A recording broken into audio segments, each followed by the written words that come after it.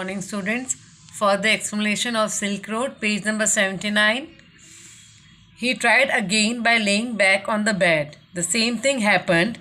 He was in the land of signals where something told him not to do.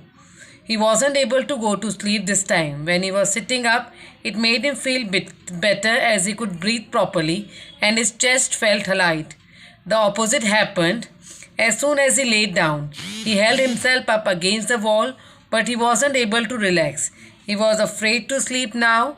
A voice inside him told him that he might die if he would try to sleep, so he stayed awake all night, from Tenstein till fine.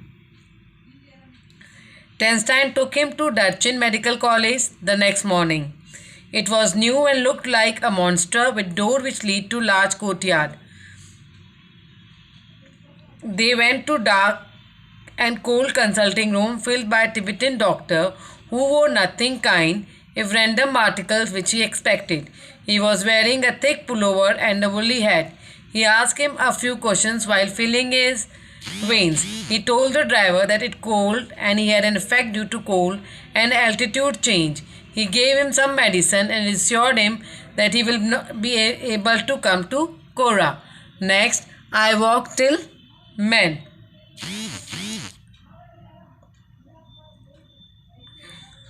The Tibetan doctor gave him a few-day course. He came out with a brown envelope which has 15 screws of paper. After having breakfast, he opened the after breakfast package which had a brown powder which he had to take with hot water. It tasted like cinnamon, and the lunchtime and bedtime package were nearly the same. They looked like sheep dung. Both the small spherical brown package. After taking the full day medicine, he slept peacefully that night. Tension left him in Durchin when he came to know that he is going to be fine. He told him as a Buddhist that if he had passed away it would not matter, but it would be bad for business. Next day, Durchin wasn't looking so bad. It was dusty, partially ruined, and loads of rubble and refuse everywhere. The brightly shining sun in the blue sky gave him the vision of Himalayas. Gurla Manta, he was able to see little bit with clothes suspended over it. Further explanation, Durchin till early. Durchin had some basic general stores, seeing Chinese shop, cigarettes and strings of prayer flags. Every afternoon, men would gather for a game of pool. They would sit around a shabby table looking strange in the open air while women washed their hair in ice water of small stream which flowed all the way to his guest house. Durchin had no pilgrim which were a setback for him. He was told that in the peak season of pilgrimage in the town was filled with visitors. Some brought their own accommodation such as tents which were set up in the plains. He felt that he had arrived at the place way too early. One day, while he was thinking about his options, while having a glass of tea at Durchin's only cafe, he concluded that there are limited options for him, as he made little progress on the self-help program on positive thinking. In my defense, till the next page, wrote today.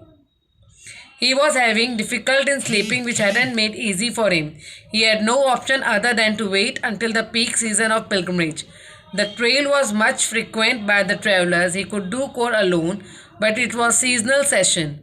Because of the route blockage by snow, he had no idea if the snow was cleared, and he was not feeling good about dirty ice that still resided on the bank of Durchin's small streams. He had been facing communication problems since Tension left. No one knew much English to answer his basic questions. He met Norber in a cafe which was small, dark and vast with long metal stove.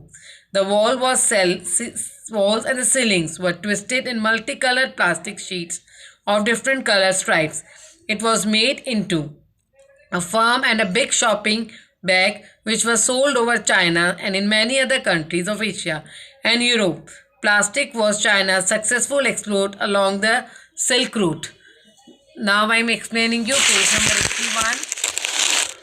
81. The cafe till himself. The cafe had only one window which he would take so that he could see his notebook clearly, and he would also bring a novel with him to pass time. Norbert once saw his book and asked if he could sit opposite him at unstable table. He asked him if he is English after he ordered tea. He told him that he was English. The protagonist guessed that he must not be local as he was wearing a wind cheater and metal-rimmed spectacles which were of Western style. Norbu was Tibetan who worked in Beijing at the Chinese Academy of Social Science in the Institute of Ethnic Literature. Norbu told him that he had come here to do Kora. The protagonist was happy. Norbu was writing academic papers on Kailash Kora and his importance in various Buddhist literature works. He had never done the Korya himself. Now, went till the big. Norbu was excited when he got to know why the protagonist was at Durchin. He said they could be a team who has two academics who escaped from the library. The protagonist believed his positive thinking strategy was working. Norbu was also staying as a guest house, just like him, and Norbu was a